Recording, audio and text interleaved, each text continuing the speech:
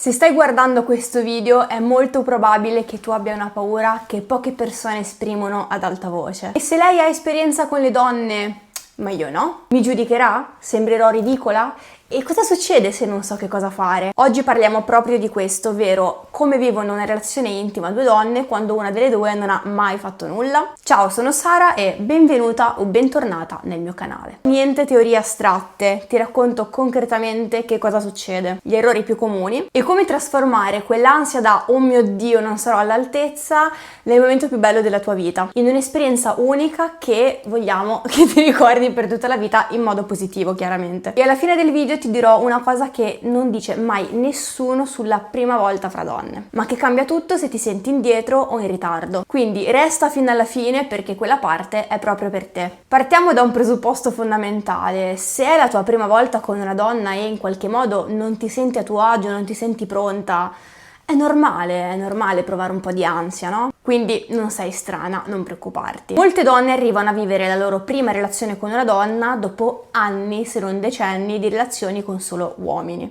Non è sempre così, ma chiaramente non possiamo dimenticare quelle donne, magari sto parlando proprio con una di quelle in questo momento, che hanno avuto matrimonio o matrimoni, figli con un uomo e arrivano alla consapevolezza del "mi piacciono le donne" o "mi piacciono anche le donne" dopo averlo represso per tantissimo tempo. Quindi non preoccuparti, non sei l'unica a pensare "sono troppo grande, è troppo tardi". Non è mai troppo tardi, non darti colpe per questo. Questi sono modi in cui il cervello cerca in realtà di proteggerti paradossalmente dal rifiuto, perché se ti convinci di non essere all'altezza ancora prima di provarci, ti blocchi ancora prima di iniziare e, come me, pratichi un qualcosa di molto comune che si chiama evitamento, quindi evitare quelle situazioni che ci fanno stare male. Tutto questo per non esporci al rischio di fallire. A breve termine può anche funzionare, ma il prezzo che paghiamo a lungo termine è altissimo, perché ti impedisce di vivere qualcosa che in realtà potrebbe farti stare bene e farti sentire finalmente nel posto giusto con la persona giusta. Scrivimi nei commenti se effettivamente ti è mai capitato di avere uno di questi pensieri. Ora entriamo nel concreto. Di solito quando ci si trova ad avere una prima volta con una donna che ha più esperienza di noi, ci sono tre paure più frequenti che ovviamente adesso ti elenco. Numero 1.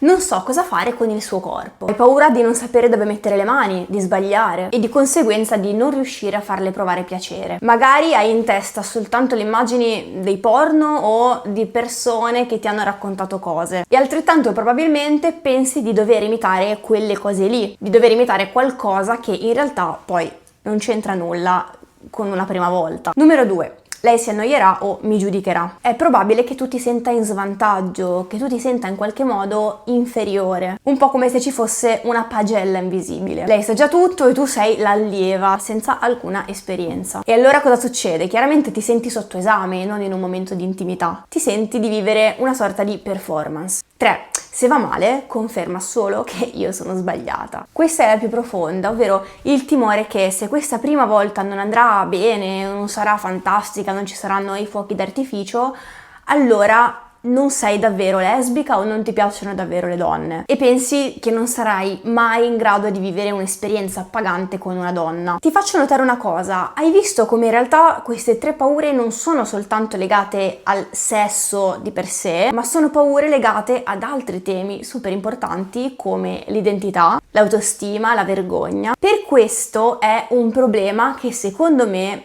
va affrontato e questo è il motivo per cui l'affronto, perché sembra un qualcosa di superficiale che in realtà inficia davvero tanto il nostro benessere e la nostra immagine di noi. La nostra immagine, senza di noi, la nostra immagine. Adesso però, proprio per questo, voglio svelarti un qualcosa che nessuno dice mai, ma che in realtà chi ha un po' più di esperienza sa benissimo. Nella stragrande maggioranza dei casi, se un'altra donna ha più esperienza di te e in qualche modo ti sceglie, se sceglie proprio te che non hai mai fatto nulla, non vuole un'esperta di sesso, vuole una persona presente, sincera e curiosa. Anche perché, diciamolo, spesso chi ha un po' più di esperienza diciamo che non prova dispiacere nel guidare l'altra persona, magari pensa che sia bello rassicurare e farti sentire al sicuro, no? Non tutte, purtroppo è ovvio che esistono persone ignoranti, perché non c'è altra terminologia più adatta. E se l'altra donna con cui avrai la tua prima volta fa parte di questa categoria, per favore, no, next, thank you, next. Però ecco, in linea generale sono in molte a vedere questa mancanza di esperienza non come un difetto, ma anzi come un qualcosa di vero e di tenero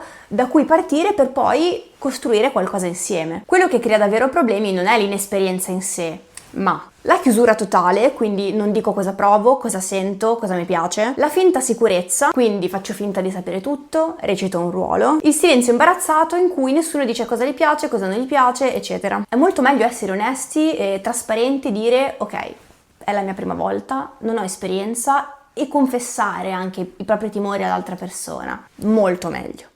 Imparato a mie spese, Imparato a mie spese questo. Perché l'inesperienza si gestisce, ma la mancanza di comunicazione, diciamo, quello è un po' più difficile da gestire. Ok, adesso passiamo agli errori da evitare. Poi arriviamo ai consigli pratici, quindi fai questo, fai quello, so che non vedete l'ora, però prima fidati, ascolta gli errori da non fare. Non sarà lunga, te ne dico 3. Il primo errore, e l'ho anticipato prima, è fingere di avere esperienza. Se dice l'altra persona sì, ho già esperienza, non ti preoccupare, ho già fatto tutto, ti metti in una posizione scomoda e metti anche l'altra persona in una posizione scomoda. Lei a quel punto si aspetterà determinate cose e tu invece ti sentirai sotto pressione. È molto meglio essere sinceri, la sincerità paga sempre. È molto meglio dire un qualcosa come guarda, non ho esperienza con le donne, è la mia prima volta, però sono curiosa di scoprire com'è. Numero 2.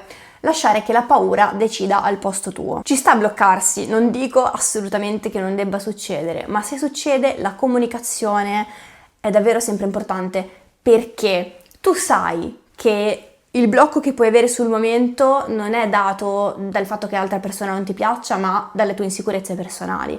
Ma se tu questa cosa non la comunichi all'altra persona, ovviamente l'altra si sentirà rifiutata.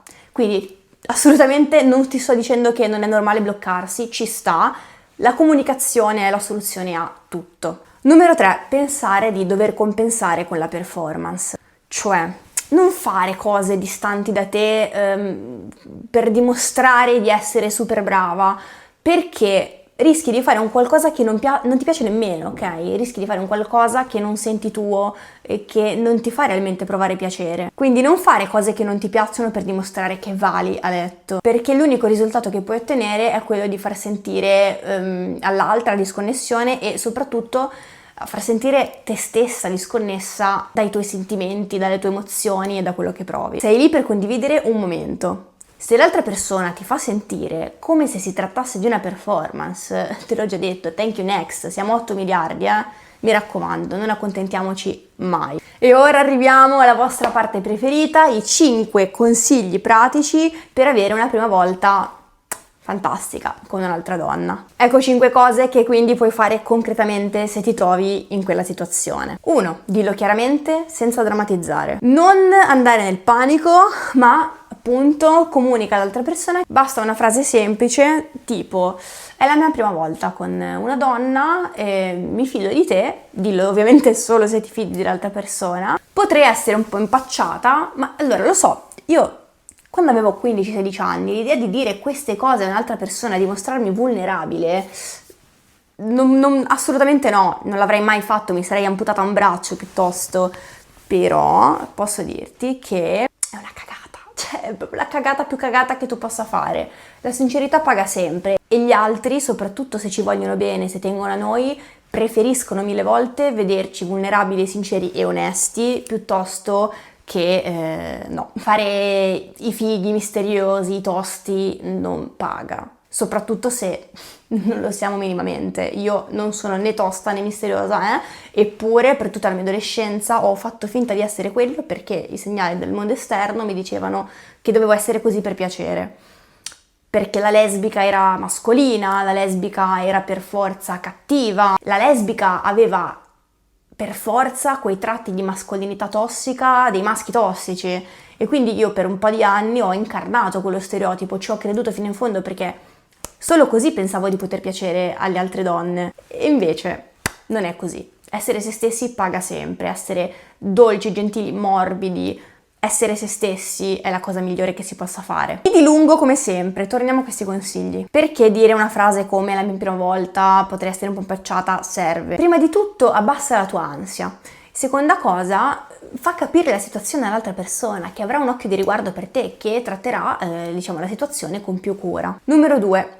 Usa anche il corpo, non solo la testa. Invece di pensare continuamente sto facendo bene, sto facendo male, oddio, prova a ancorarti alle sensazioni che stai provando con il corpo. Il contatto, il respiro, i suoni. In una situazione fisica come quella, il tuo corpo sa più cose della tua mente. A maggior ragione se quello che pensi è solo un continuo giudizio su quello che stai facendo e sul tuo valore. Numero 3. Chiedi e osserva. Puoi usare domande soft, per esempio. Ti sta piacendo? Ti piace questo? Oppure più piano, più forte? Ti va se Ti va se E allo stesso tempo ovviamente osserva le reazioni fisiche dell'altra persona. Il respiro, i movimenti, se si avvicina, se si allontana. Non è un test, è una conversazione tra corpi. 4. Metti un confine chiaro a tuo favore. Cioè, solo perché è la tua prima volta, anzi, a maggior ragione perché è la tua prima volta, non devi dire sì a tutto. Puoi tranquillamente stabilire prima, o in qualsiasi momento tu lo voglia, io dico prima perché forse è meglio, puoi stabilire prima che cosa non vuoi fare. Non c'è niente di strano nello stabilire dei confini prima, durante o dopo, ma meglio prima, ripeto. Non sentirti un'aliena, anzi io ti incoraggio a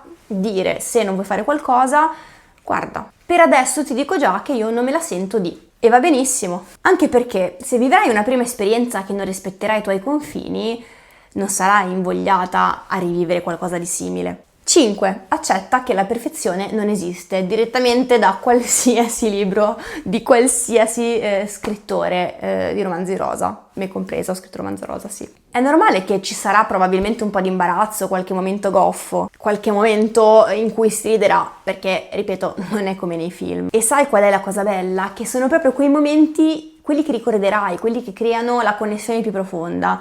Io e la mia ragazza, soprattutto le prime volte, è capitato un sacco di ridere, trovarci in situazioni in cui eravamo tipo, ok, cosa sta succedendo, cosa stiamo facendo, oh mio Dio che ridere.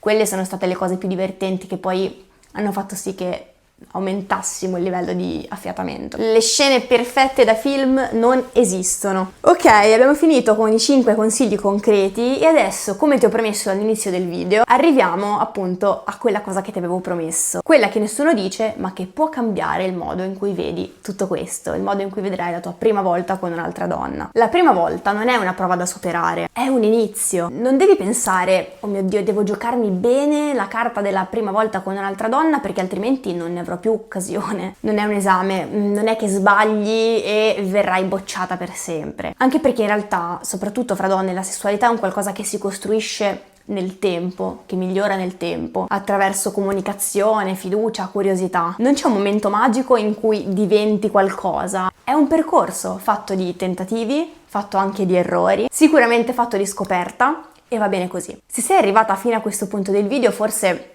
una cosa già la sai, non sei in ritardo, ci stai arrivando adesso a questa cosa perché prima non ti è stato permesso e di questo non devi chiedere scusa assolutamente a nessuno. Ok, abbiamo finito. Se questo video ti è stato utile, scrivimelo nei commenti. Voglio sapere in che situazione ti trovi, se sei dalla parte esperta o dalla parte senza esperienza, o se ti sei riconosciuta in qualsiasi altra cosa io abbia detto. Insomma, fammi sapere un po' i tuoi pensieri. Se senti che il mondo intorno a te ti fa sentire sbagliata, che sei in ritardo o che devi sapere tutto subito, sappi che qui non è così. Qui, nel mio canale, puoi essere esattamente con chi vuoi, come vuoi, quando vuoi. Non me ne frega niente. Se vuoi altri video su questi temi, su temi diversi, su qualsiasi cosa ti venga in mente, magari se vuoi sapere cose un po' più specifiche, scrivi nei commenti parte 2 e magari mettici anche delle domande, così nella parte 2 risponderò a domande sempre sul tema prima volta con un'altra donna, ma magari un po' più specifiche, vediamo. E ovviamente se conosci una persona che è terrorizzata dalla sua prima volta con un'altra donna, mandale questo video, magari può farle bene, speriamo. Noi ci vediamo nel prossimo video. Ciao! Ah, ho già detto di iscriverti al canale, vabbè, iscriviti al canale e metti mi piace, ovviamente.